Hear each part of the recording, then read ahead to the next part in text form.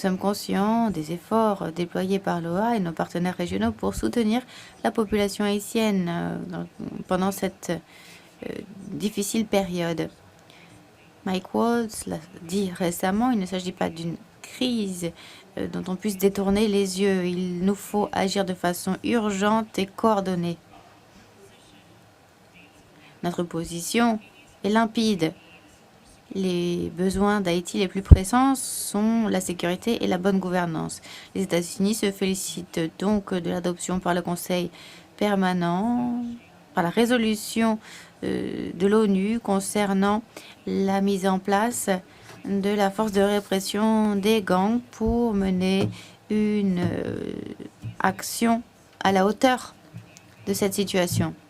Il nous faut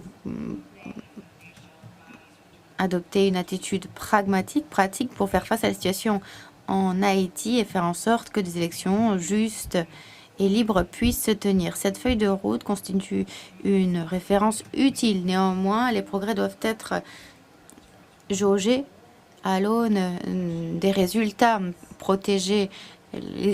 protégeant les civils et en préparant les élections. L'OA a de grands atouts dans ces domaines. L'intégrité électorale, le renforcement des institutions démocratiques et l'encouragement de la coordination régionale figurent parmi ces points forts. C'est dans ces domaines que notre organisation pourra faire toute la différence.